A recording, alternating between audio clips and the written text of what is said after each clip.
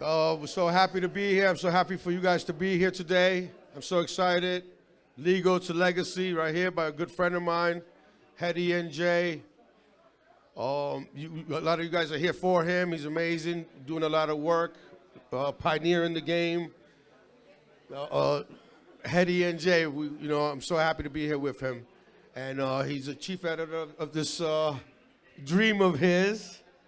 And I'm so happy to be a part of it. My bud, you, Mario Ramos, and I'm happy to be part of this panel too. And I come straight out of Legacy, and dreams do come true. About to open up my dispensary right here in New York by Yankee Stadium. And yeah, it's amazing, and all these people right here are part of it. Thank you. You guys are all invited, January 23. I'm so happy. Dan Yola, right here, ready to take the mic over. Thank you so much for having me here. Thank you, Mario. Hey, everybody. Hope everybody's doing great. It's great to be here. Welcome officially to our underground Legacy to Legal Cannabis Forum here in the great city of Newark. Thank you. Yeah, no, it's a great event. It's great to see everybody here. Our success would not be possible without you guys, everybody in the crowd here. Great attendees, our great vendors, for example, and sponsors. It is a big issue we're gathered here for, legacy to legal. It's one of the central issues of of a market in cannabis. Because to say there's a legal market here in 2025, let's not pretend this started in 2021, for example. It's been going a long time.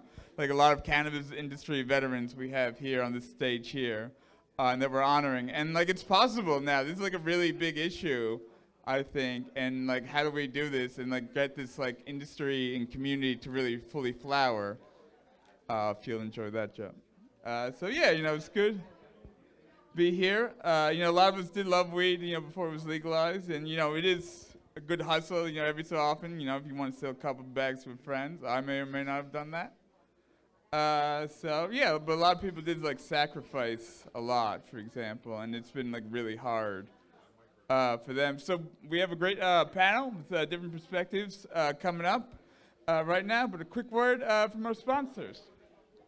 Dave. How you guys doing? Big Dave, Honey Grove, Honey Stash. Super honored to be here. I'm going on 29 years in cannabis since I'm 16. Cultivated 20 years, 15 years up in Maine. Being home in New Jersey over the past year and a half has been super incredible, watching the industry start to shape with people like the people up here on this couch to actually have love back in it and community. It was really missing when just the MSOs were here. And we're kind of trying to pave the way for everyone and show them that you can make the change from legacy to legal. And not only could you do that, but you could do in a way that you show everyone you treat your staff and people the way they should be treated, so that you could actually help the community while you do it. We were honored enough to win Dispensary of the Year this year in the Cannademics event, coming from no one knowing us at all. And I believe the main reason we did is because of how we treat our staff, and that reflects in how our staff treats everybody else. And hopefully everyone in the industry could start treating everybody a little better. And we could all start raising the standards and stop smoking mids. That's the big thing of the year is no more mids. We're getting off the mids. The fire's here. Thank you. Hey, hello everybody. I'm Oscar from Magic Garden Botanicals. I've been in cannabis for a little while now. Got into the legal market. We finally were able to launch last month. We're finally in stores after about 3 years of trying to jump through hoops and hurdles and spending a whole lot of money. But yeah, we're finally here. We have a single strain hash oils, what we launched in the market with. We call it the EJ, stands for electronic joint. It's the only vape that hits like a joint, tastes like a joint, gives you the full body high of a joint. So that's what we're gonna kill it with. We're in about 45 stores in New York right now. We're in 12 stores in Jersey so far. Our first week, we dropped 12 orders our first week out. So we're gonna continue to try to knock it down and do our thing. I mean, I came home from prison in 2000, got a pot to piss in the window, throw it out of. I got into the union, made a little money, got electrical union. I started my own electrical shop. So I own I own my own electrical shop. That's how I was able. Yeah, you're an electrician, bro. That's how I made my money. That's how I was able to finance my cannabis business, basically. Through my business. But yeah, we're independent, we're small, and we're out here bringing in the fire. Welcome, everybody. Thank you, Dan. Thank you, brother. I appreciate it, Oscar. My name is James Tundador. I'm the CEO of Bazooka Dispensary. I've been in the biz since about 2011. I had the pleasure of co-founding a business with my father, a CBD manufacturer, and I had the opportunity to exit and jump back home. My grandparents, 1957, they came from Cuba, and they landed in Elizabeth, New Jersey, which is where I just got my license, and I'm gonna be opening up on the 24th of this month. So wish me luck. Yeah. So I'm out here representing for my Latinos. It's finally time we get a shot to make this happen for our people. Thank you very much. Thank you, Dan.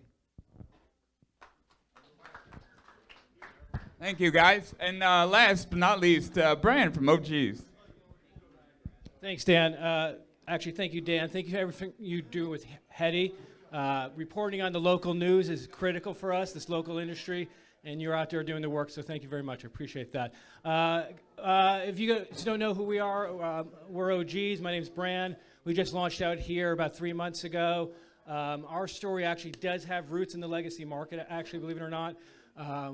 That story goes back to my mother and Arizona. My mother started the company back in 2014. She was one of the first edible manufacturers in Arizona, and this is back in the day when there was no distillate supply. They were using raw flour. They were making funky stuff like peanut butter, pesto, pasta sauce. You'd wake up hallucinating the next day. It was so potent. By 2018, she's a small batch manufacturer. She's doing baked goods, tinctures, confection. She's white labeling for Keef Cola, Tommy Chong's. And at that time, she winds up getting cancer. She moves off inhalants. She moves over to gummies. She hates the gummies on the market. They're hard, bitter, sweaty, and they lack the kind of candy sensibility, and that was the impetus for her coming up with the OG's gummies. When she passed away in 2021, it had shot up to becoming one of the #1 gummies in Arizona. And so I am actually really happy to be able to bring that here to New Jersey, where I live, where I'm from, to bring her gummies, to carry on her legacy. We just launched in Illinois. We're about to launch in Massachusetts. But her story really also goes back to the 1960s. She was a New York City kid. She left by the time she became the age of maturity. It was she wanted to start the age of Aquarius, and she went out to Arizona. And at that time, by 1969, she was trafficking kilos of weed across the border, got into legal trouble, spent years in a Mexican prison. Not years, excuse me. She got sentenced to years, wound up spending about 3 months in a Mexican prison. Didn't learn her lesson, and by 1975, when she was pregnant with me, got busted by the feds. She was a true believer. She believed in it. She believed in the medicinal, the experiential nature of the plant. And so her life came full circle, and I'm pleased to bring it out here, especially be here on this day, which actually is her birthday. So thank you very much, Dan. I appreciate it. Thank you. Thank you very much, Brian from OGs. And we also have Chris here from Legacy to Lifted Dispensary in Jersey City. What's up, guys? Hey, how's it going? How's it going, guys? I'm Chris from Legacy Lifted, a legacy brand from Jersey City. I was born and raised Jersey City, and been on this journey trying to get to the legalization now. I've been in the legacy game for 19 years, and it's been a crazy journey, but we're like super close. We just had our final walkthrough, so we should have a grand opening date within like 60 days, hopefully. So I just want to say hi to everyone, and I know almost everyone in the room, but sometimes I'm super busy and I don't reach out as much and say hi. I just want you guys just give me a holler, and I'll text back. Enjoy the night. And Dan, this is a great event. You did it. This is fire. Keep putting it on for the community and keep writing the news. Thank you very much, Chris Broderick. Oh, yeah, great. So, yeah, it took a lot to get this event. I'm glad everybody's here.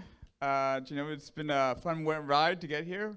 So I also want to thank a couple people, our marketing agency, Most, Scarlet Express Delivery Service, our chef, Manja Laganja, Dirty Dank at the bar with Dabs, great activists. Podcast, the TV Cross, dispensary guy, video YouTuber, content creator, and for all of them for being part of our forum and celebration here, so it's really great. I also want to shout out, Mario was really great there, and his wife Chelsea of I-Budget, and helping them coordinate. We got a great Mike here of Keyboard Film working the crowd. We got DJ Mike, actually, I'm saying, Trevor. It's great at the videos, and especially I want to thank my love fiance Jody over there for helping out. So yeah, I also want to thank our great host here, Vinny of the Takeoff Lounge. Yeah. Okay, so let's get down to it. We got a great panel here, great guys, great people. So let's have everybody introduce themselves then. Rui? Hello, everyone. Thank you for being here. My name is Rui. I'm the owner and creator of Garden State of Mind. I started out with the paint and puffs in a backyard. From the paint and puff, it evolved to candle making, which we call light and wick. And we just like to bring out the crowd, The reason why I started Garden State of Mind is it all started through COVID. At one point, anybody in this room didn't want to be in this room, right? We all just wanted to be apart from one another. So I wanted to bring people together through my creativity and cannabis, and I created the hands-on experiences to bring people together because I thought, what's more communal than passing a joint to one another, right? Passing a joint's like passing a smile. And I started the events, and people just kept coming, and I had great artists like Noelani that's here in the room, and we just kept going, man. People kept coming, and we have our own pre-roll to the legal market now, so we got Blank Canvas, OGKB, and I started in a backyard with string lights and tables and chairs, and dreams come true. Just stick with it, and you have to believe in yourself, because if you don't believe in yourself, no one's gonna believe in you. So just got to keep going. So thank you. I'm grateful for everybody to be here, and I'm going to pass it on. Thank you, guys.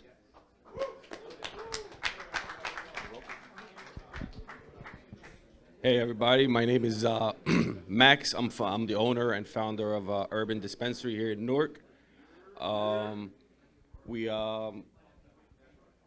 won a license on a very tough round, and it's been a core mission of ours to help everyone else kind of navigate and get open. So I've been helping as many people as I can take the ride, and that's it. Thanks. Everyone that's in the area has got to come and support this guy's shop. He's a true OG that belongs here. Not everybody I meet belongs here with me, but the people that are here do. And this is one of the guys that do. Everyone that came on this couch does. Appreciate that. Oh yeah, you have one. Shouldn't have smoked in the street before we started. I had a lot more to say as well, but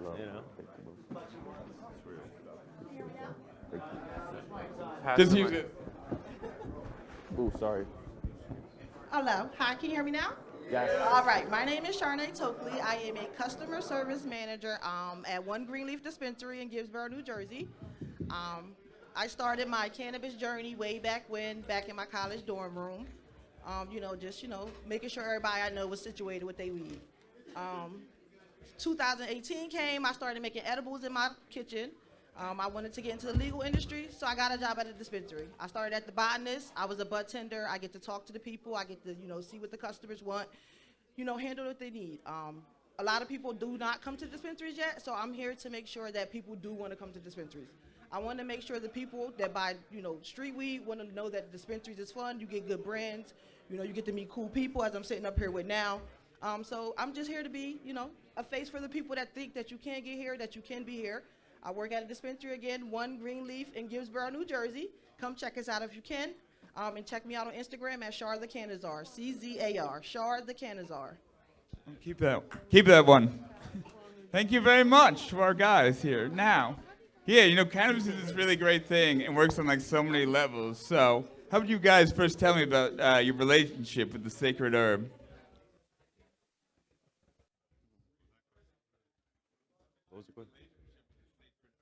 Oh, that's my man's question right here. My relationship with the sacred herb has been such a long and beautiful journey, and not only has the sacred herb healed my life, but I've been able to help and heal so many people through this plant.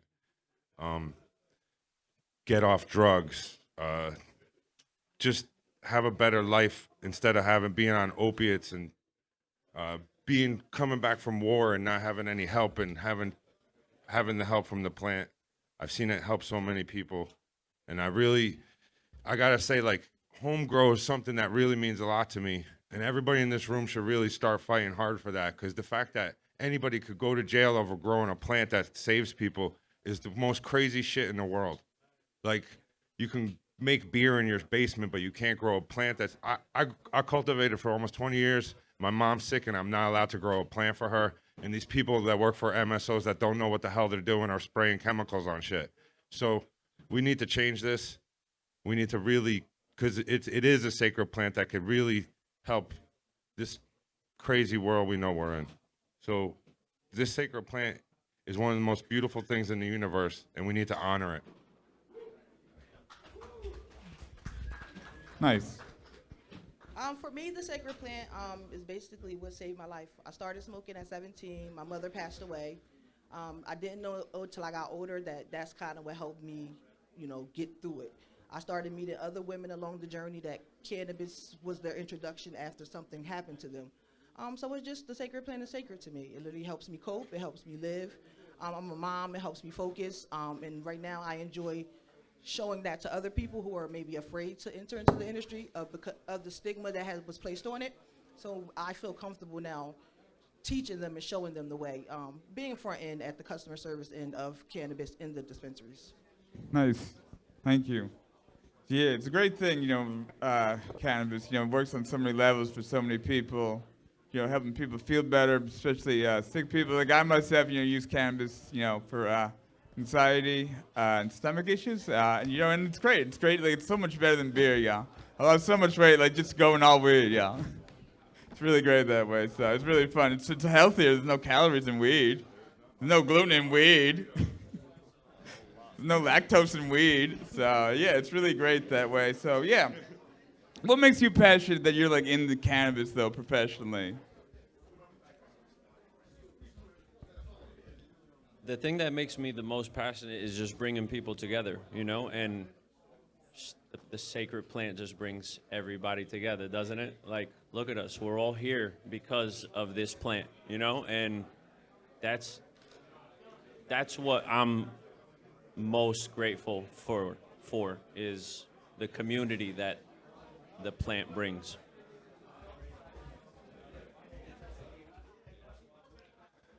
I walked out of my new store, Honey Stash, a week ago, and a cop stopped on the road.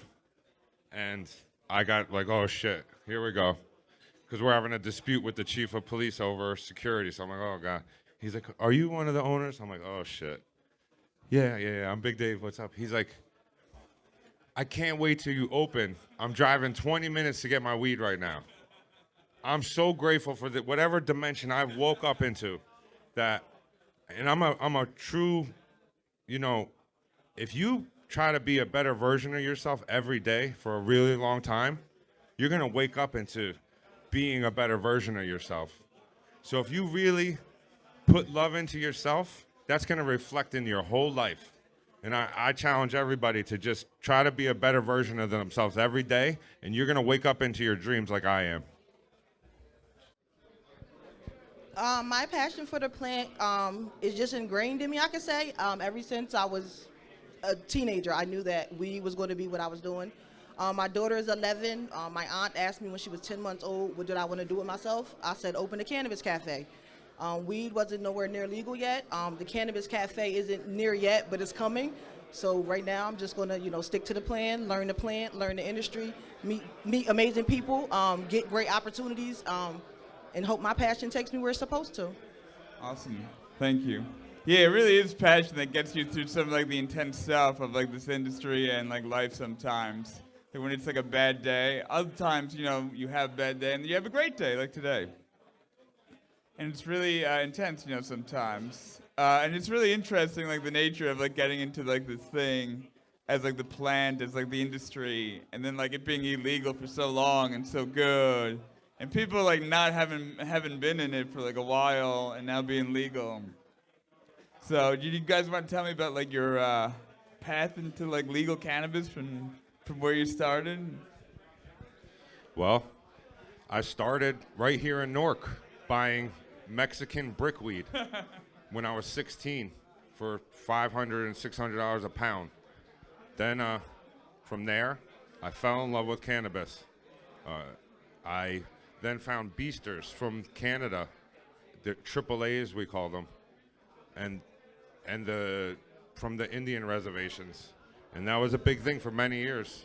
They were called kind bud, and then Vermont and New York started growing True Fire for the first time, and like the White Widows would come and the blueberries.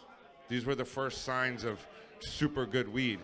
But then sour diesel hit the industry, and it changed everything, and it set a new bar and standard, which they're not holding up to today, to be honest with you, in most cultivations, which it was set a long time ago, and I was fortunate enough to be around for that era of cannabis when there was only so much of it grown, so the real fire was so loved, and there was so much passion in it that it changed my life forever.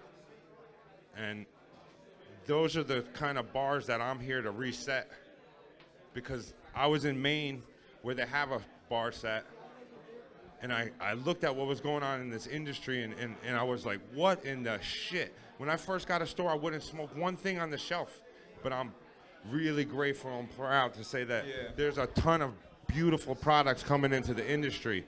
The brighter sides, the niches, the garden greens, the EV farms, it's a really awesome thing that true people who belong here are coming now. Nice, thank you. Charnay, do you want to? Max? Really? So, I mean, weed has been part of my life for as long as I can remember. Sold it, bought it, did everything with it. It's refreshing to be in the market now. When we first opened 2 years ago, like he said, we wouldn't even smoke the weed in the store, but it's come a long way. There is really a lot of fire now. It's good to see that. It's good to see. We used to get, banged up by the cops for smoking little joints, and now cops are our customers. And that's an awesome thing. We used to see cops and run. Yeah. It's cool. We used to run. Whenever you see a cop and you're smoking, first thing is to drop it and run. So it's still a little weird, but it's come a long way. And it's cool. It's cool. It's cool to meet cool people. Everybody's really in it. It's love, I'm glad we're in it. It's been a long road, but weed is love, and we've always loved weed, and hopefully we're going to be around forever. Nice. Thank you. Rui?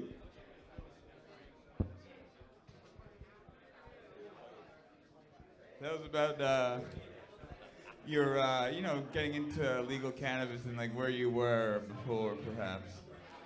Yeah, so like most of everybody in this room knows, we started with the paint and puff, right? So we started just doing events anywhere we can, in backyards, in the back of coffee shops, and in warehouses in Jersey City. Like, we were just pulling them off wherever they believed in us, wherever they allowed us to do events, right? Like, I was out there just selling myself, like, guys, just give it a shot. Like, we're not doing anything wrong, like, that's where it all started for me, you know, like just breaking that stigma. People at the beginning, dude, were like, no way, like they're gonna shut us down, like we're not doing this. And then there were a couple of people that like gave us a chance, and then people just started coming. And I said, let's start doing events every week. And they were like, dude, nobody does events every week. And I was like, the people are going to come. And they just kept coming. You guys just kept coming, and more people just kept coming. And that, I started in the backyard, guys. Like, it could happen. You know what I mean? Like, just follow your heart, follow your dreams. And I have my own pre-roll on shelves. If you guys don't know, you better ask somebody. Niche is coming for everybody. They got the fire. If you guys haven't heard about Niche, you guys got to check them out. It's a dream come true. It's like the Cinderella story of cannabis, starting in the backyard and now being on the same shelves as Cookies, as Garden Greens, as all the top players. It's a dream come true. No doubt. Thank you. Shanae? My road to legal started with, I had a career in accounts payable. I woke up one morning and said I quit. I went to Stockton University's cannabis certification course back in 2020. I didn't know what was next. Applications came out. I applied to the botanist. I got a job. I was a bud tender. Then I got an opportunity to be a manager at a startup, and I took the chance to go. And now I get to experience every level of helping open a dispensary.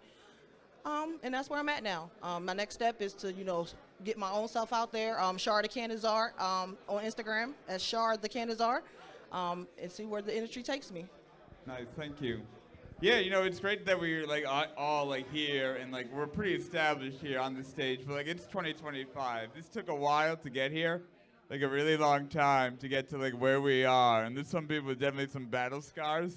I may or may not have some. You guys may or may not have some. So it's like it's intense. We got here, and right, like we only had like large like MSO like mids, as Dave was saying. Big Dave was saying, I'd say like low quality, mediocre like marijuana that was like overpriced, like always, like controlled by people who I don't want to give 1 cent to. Gets really difficult sometimes, when there's like a terrible scandal, especially like little guys. We got Big Dave here, we got Max here, and now we got Roy here. We got one. We got South Jersey. We're represented here in the heart of North Jersey here in Newark. It's really great to see. It's really great to see like this industry. Like Heady like started as like the craziest pipe dream, and like we tried to hold like an event like last year, and like a couple of venues like fell through, unfortunately, that we were looking at, also in North Jersey, and then like we had a company reorganization. But we got through it. We're growing here. It's going to be a good year in Jersey cannabis. The rest of the country is another story. So it could be fun here. So I think we need to highlight some of these successes and victories. Like, this is supposed to be like a celebration here. We got people smoking weed. There's a good crowd here in the room. I'm happy about. Like what are some of your successes then, like along the way that you want to like highlight that you've got going?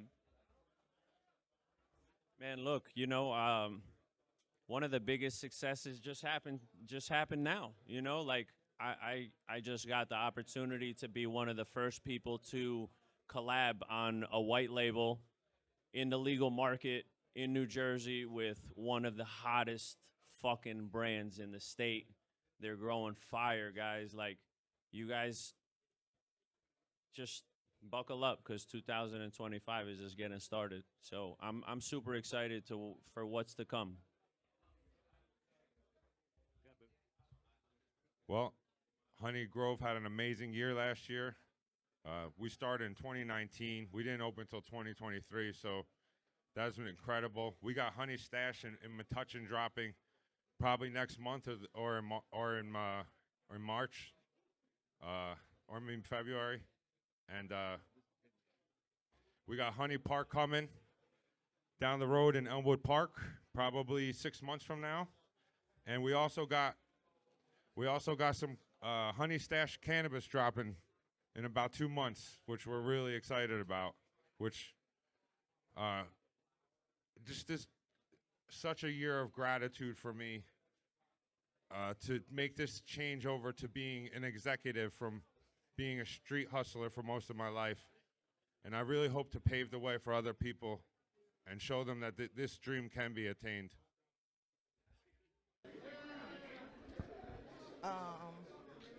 Biggest accomplishment? What- Successes? I mean, I said the big we want is being here. I'm honored that you invited me to be here. The big we want is we're here in Jersey, doing this. You know, cannabis is legal. I got friends who were locked up in high school for cannabis. So now to be here to, you know, to be able to support, to celebrate all of them, that I can represent all of my friends who aren't here with me, to say like that's me. I can be there. I can do this, and that's it. That's success is being here. You know, being able to smoke cannabis and sell cannabis legally here in New Jersey. Biggest success, I think, was just getting open. And I think that's been monumentous. It took like 4 years just to get there. Every day is it's a challenge, but it's fun. You know, we love what we do, and the successes are going to keep coming. I think if it's not really work anymore, it's just something that you want to get up and do every day. He was also nominated for Dispensary of the Year, and it's an honor to have run next to him because he belonged there with me. Appreciate it, but we actually won a different dispensary year, but it's all right. It's all love. As long as we keep winning, it's all success and love.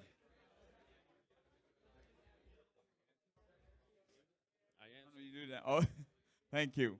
Yeah, no, there's a lot of like good things that have happened like over the years. Like Max, like really got to give like a shout out to for that like 2019 round that they call it. It took 29 months to get just like the answers from like who applied. 29 months of waiting and having to hold property for like an exorbitant, crazy amount of money. It's like really insane. It took 29 months. Like I was obscure. There was no Heady was like defunct then. There was no cannabis. By the end of it, 2021, people knew who I was, and like we were close to where we were being. And like it was that long.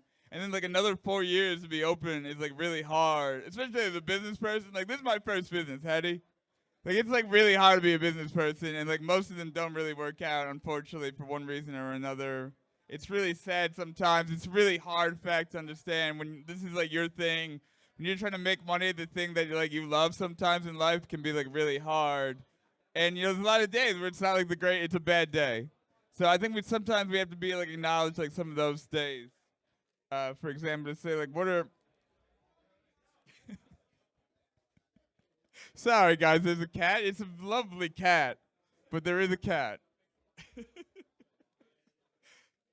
That's another story. Anyway, so yeah, so what have been some of like the biggest hurdles, you know, that like you got through that nearly like knocked you like on your ass, you know, for the French there? What do you say? Some of the struggles, for example, you got through to be proud of? My biggest struggles were finding the locations to allow us to host our events. And then, you know, when people see a little bit of momentum, they want to ride the coattail, as they say, right? So I had a lot of people, you know, then start to all of a sudden start doing paint and puffs, you know, and I decided to be a little more creative and say, you know what? Okay, guys, we could all do paint and puffs, but now I'm going to start a light and wick. And people started coming and enjoying those, which is candle making. And again, more people started making candles in the state. So, you know, it kept me on my toes. And that's why I just keep staying creative. And we got some new style of events coming out. So, you know, we're just trying to keep it fresh and keep it fun for you guys, you know? So thank you again. Biggest hurdles? Well, everything was a hurdle. Nothing wasn't a hurdle, but some of the biggest was just, I guess, trying to survive, trying to make it another day, all the delays. Hi, kitty. It was a lot of struggles, and the hurdles are like every day, really, just trying to be in the legal market. You know, it's so much easier to be on the other market, but, you know, it's a choice we made, trying to, you know, bring other people with us to kind of do the same thing. There's nothing better than being able to sleep at night. So, you know, I think we're in it for the long run, but the hurdles are definitely a lot, and, you know, it just takes persistence. It definitely takes determination. if you're not 100%, it's just not gonna happen. So you gotta be 110 almost always. But you know, the hurdles are a lot. But we learn from them all. We try to tell those lessons to others that are coming right behind us. So hopefully it doesn't cost them like it cost us. But you know, it's good to be part of it for sure. I would say the biggest hurdle was maybe opening medical. And from coming from the 2019 round that got held up, it took from 2019 to 2023 to open our doors. And gosh, did we lose a lot during that time. And then when we did open, there's 12 medical people coming in the doors, and then we got to stay open for 14 hours for how long? It was a really hard thing to get past and overcome, but we did make it through that, and here we are.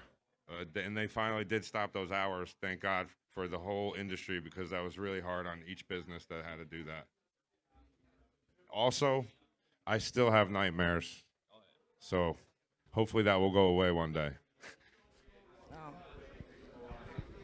My biggest obstacle hurdle is just staying focused and figuring out where I belong in the industry right now.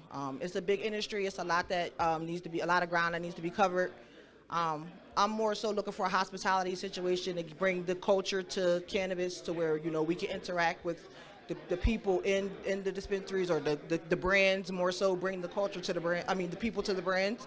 More so outside of dispensaries, I know, because the brands are in the dispensaries, but try to figure out how to get them outside of the dispensaries, to try to connect it more so. So the biggest struggle is just finding myself, focusing, figuring out where I belong, and continuing to keep going and not going back to the career I was used to, where the money flowed, and taking my time and figuring it out. Nice. Yeah, that's really great. Yeah, like Heady has been like a hell of a thing, for example, to build here. Quite the struggle. This is like the hardest thing I've done, but then it's like one of the most rewarding things I've done as well. It's like a lot of fun. So then it's like we got through these wild hurdles, and like I learned to be a businessman as maybe a shy writer who like too much pot, but then that's another story. For example, but now we've built it. We've been advertising great guys like Dave's company, Honeygrove. Sean from Leaf House. We've been definitely like getting like thousands of readers. It's great to see. It's great to see like our community. We've been doing like events like this. For example, people do tell me I'm an influencer and that they read my stuff, and the industry is really fun. People have called me a celebrity. That's a quote from somebody, I swear to God. I did not just call myself a celebrity. This dispensary guy, Mike, is pointing to me, so it's like really great. So appreciate that. Thank you. So that's really great. No, so that kind of stuff is like really rewarding. Praise is really great. Thank you. I love that. So it's really great, and it's really interesting to have this panel here. There's very specific people who are selected for this panel, and everybody was selected for specific reasons. I think everybody has like a different perspective. I think of how we get into cannabis. Like we're all in cannabis. I've had problems. Like we're all 2-bit hoods, like in the face of like the narcs and like the feds and the federal government, where they think like they do not like this is a Schedule 1 narcotic. This is all narcotics. Schedule 1 narcotic. Like if we got like the feds in here, God willing we don't. We got Jersey though. I love Jersey. Governor Murphy, we gotta legalize it. We got this great market here. We got this going. We got this great industry going. We got this great community going, and everybody can get into it like in different ways. But like I've had problems, with like the banks and stuff, and like that's like a big one. For example, like banks counts down like having a marijuana company as an accountant. They think it's all like I guess like Pablo Escobar or Scarface, but it's a difficult thing, When you got like it's the funniest thing, in like cannabis, because a lot of like the suits, the high-end suits might be the shadiest versus like lovable like business people, small business people. It's really interesting sometimes, and like it's really like the small business people that care about these things. We got a range of like, especially like legacy people, also like independent people as well. Maybe they just like smoked a J. Maybe like that in itself was a crime. Frankly, actually, you could have been caught. People may have been caught. I may or may not have been caught. So these things happen. So it's hard. So like we're all like anybody that smoked a joint in like New Jersey before I guess like 2022 or like that shit was like committing a crime. But we all got through it, and like there's different ways we got through it in like different ways. Like and I think we all represent like different ways of getting into cannabis. So like what advice would you have for somebody trying to make it from like legacy to legal, for example, and get in the Jersey cannabis market? What would you advise someone going legacy to legal? Advice? Go. Advice. My advice going legacy to legal is to come and talk to people like us who have gone through this really hard process. Even when you think you're there, you're not. It was one of the hardest things I've ever done in my whole life to be a part of opening a cannabis store. Not only for me, for my partners. It was just a 5-year struggle. It is getting easier, I think, thank God for people. I would also say to surround yourself with good people. Surround yourself with, if you feel like somebody's not a great person, you're probably right. Get them out of your circle. Be around people that light up when you enter a room. Be around people that know you have, because this is, in this place, you just want to be around good people, like these people here. Don't sign anything. Never Yeah. sign anything. Yeah. Make sure a lawyer looks at it. You know, there's a lot of predators, and we've been in this. We've been open 2 years, but we've been in it probably 6. There's a lot of people that'll take it all from you Yeah. just on a mistake. Oh, trust me, I'm a friend. You know, so never sign anything until your lawyer looks at it. Your lawyer. Yeah. That's definitely good advice. 100%.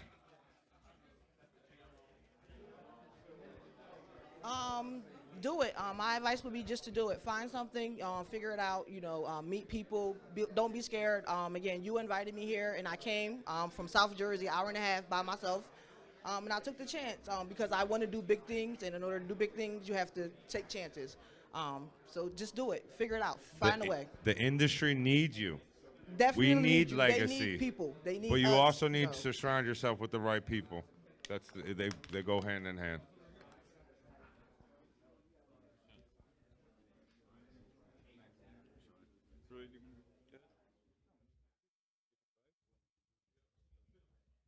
I'm gonna piggyback off of Max and Big Dave here. It's all about the people that you surround yourself with. You know, surround yourself with good people. We're from New Jersey. We know bullshit when we hear it. So surround yourself with the right people. Here we come, Chads and Brads. Nice. Yeah, so we're all from like different paths here. We're like Rui here and I are sort of like ancillary businesses. Like you'll work with the dispensary, like the legal cannabis companies. Like here, Max and Dave, like the owners of like legal dispensaries, for example, and like that's like they got the licenses.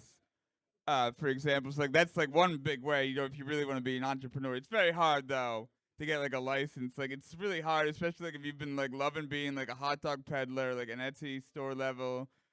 Crazy weed blogger level of like a business can be like really hard to scale than if you're trying to get it into that type of thing, but like there's different ways, which is great. Why I really wanted Charnay here to really then like highlight there is like now a structure to work your way into, for example, and then like see like how that goes. Get promotions, for example. You can start as a bud tender, growing that way. So it's been really great that way. So do we have any questions from our audience about anything? Anybody want to answer anything? Thank you very much, by the way. Yeah, it's really great to have everybody here, for example. Thank you. Thank you, Dan. I got a question from the audience, one of the Instagram. Why do you think cannabis is so important? What makes it worth these struggles? So then again, why is cannabis so important? What makes it worth the struggles? Oh, what makes it worth the struggles? The thing about the business, that's a really good question, actually. I didn't really say that. You really have to take, like, what are you passionate about? Like, what is it that you really want to be doing with your life? And then figure out, like, a way to make money off it. So, like, Heady and Jay, being the editor and publisher here, being on the content, the stories, the videos, the picture side, and then the publishing, like, the business side. Like, how do I do that? I'll say I'm a writer, and, like, the videos are fun and pictures are fun, but, like, sometimes business is hard. So you really have to like combine your passion and figure like a way to make money about it. So like I love like Heady because it's like politics, writing, and weed, for example. So like that's like what I would do, for example. I believe. Why is it important? Honey Grove that's has like I'm stood out feeding and by like this is a great combining. verb. Yeah, but you were saying Honey Grove has stood out by combining passion and having craft products and having top shelf products that other stores can't have on their shelves. And the more people come in really caring what they have on their shelves, the better it's going to be for the community and for their store. Because a lot of people, well, they show themselves because they don't really belong here. They own stores and don't smoke cannabis. It's the weirdest shit in the world. Maybe they should do something else. But we'll see what happens. Yeah, this is a hard industry. Like, if you're just trying to make money, like, so there's been like a lot of like cannabis companies, and it's really difficult that way. For example, like we had NJ Cannabis Insider, it was big thing of NJ.com. They're no longer really with us the way they were, but it's difficult. You know, they were good people. Shout out to Enrique and Jelani that way. Do we have any more questions? Nah, a bunch of potheads want to smoke weed. Want to party? We're very happy to have you all partying here, coming here with us. It's great to see everybody. So all I want to say is smoke up. We'll be here till 5. Gratitude to everyone Thank you for coming very out. much for Gratitude, coming. Dan. Gratitude to you guys. Legacy to legal.